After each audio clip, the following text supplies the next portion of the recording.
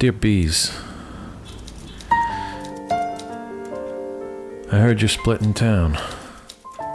Walking away from every damn thing you built over the years, all across the country, not even packing up all that goddamn honey or leaving a forwarding address. Just doing a disappearing act on us like 10 million tiny Houdinis. I know I ain't the only Joe Schmo suddenly taking interest in your comings and goings, Bees, but I'll be straight with you. Typically I wouldn't give a red hot fuck. But this is different. See, 'cause I get it, Bees. I know what it's like to need a change of scenery. You look out the same peeling window frame every day at the same soot-stained brick across the alley and you pollinate a few flowers and say to yourself, what the son of a bitch am I doing with myself? Ain't there more to life than this? Ain't there something else? Bees, I don't know how old you are, but I figure maybe I got a few years on you. So humor me and I'll play the elder statesman here and give it to you straight. There ain't nothing else. Nothing at all, at least nothing I've seen. The same damn window and the same brick wall, and you pollinate a few flowers and sip some whiskey and pay a streetwalker to put her mouth on you and smoke a cigarette and try to make a meal out of soy sauce and saltines.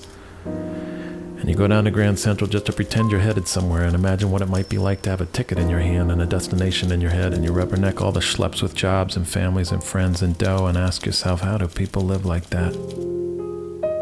Then you take the scenic route back to nowheres and watch a program on the TV in the department store window, and maybe you can almost read their lips through the glass, and I think it was a story about a man fed up with his wife. And you take a nip of scotch off the flask you keep in your breast pocket for times like these, and you pay a streetwalker to put a carrot in your ass, and that's it, Bees.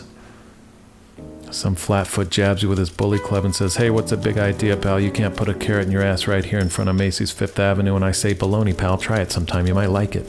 And he throws me and the gal both in the truck, and we can't keep our cuffed hands off each other because we're hot and bothered, and there's never been a honey so sweet as shit-faced kisses in the back of a paddy wagon, because now we're in this together, busted on public decency and sucking face until we pull up to the precinct and then sit in the slammer with a hard-on all night, pining for a streetwalker 3 cells down who's just as down on her luck as you are.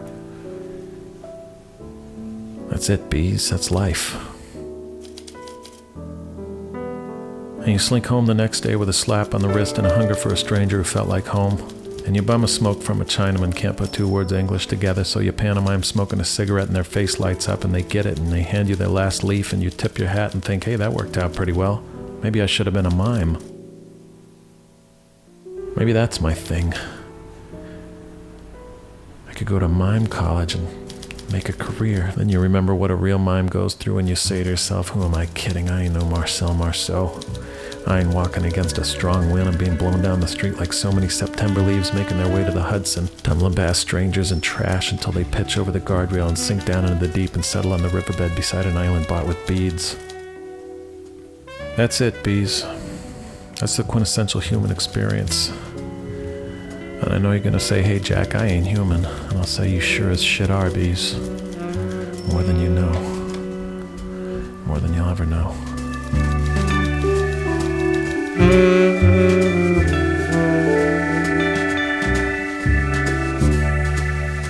Bees, I once got a tiny flashlight for my birthday.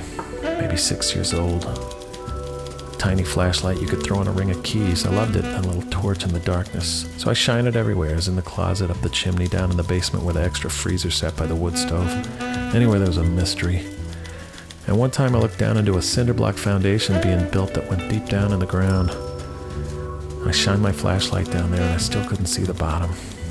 So I stuck my arm down that cinder block to see if I could shine it any deeper, and I dropped the flashlight. I dropped the flashlight, Bees. I looked down there to see if maybe at least it lit up the bottom of the hole. There wasn't any light down there, Bees. Just darkness.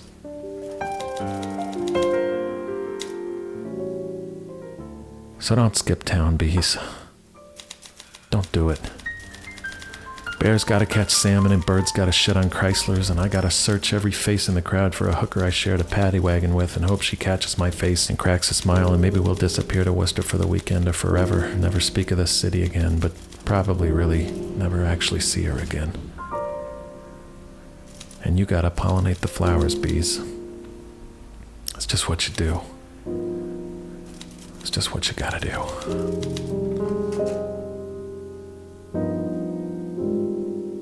Sincerely yours, Anthony Michael Hall.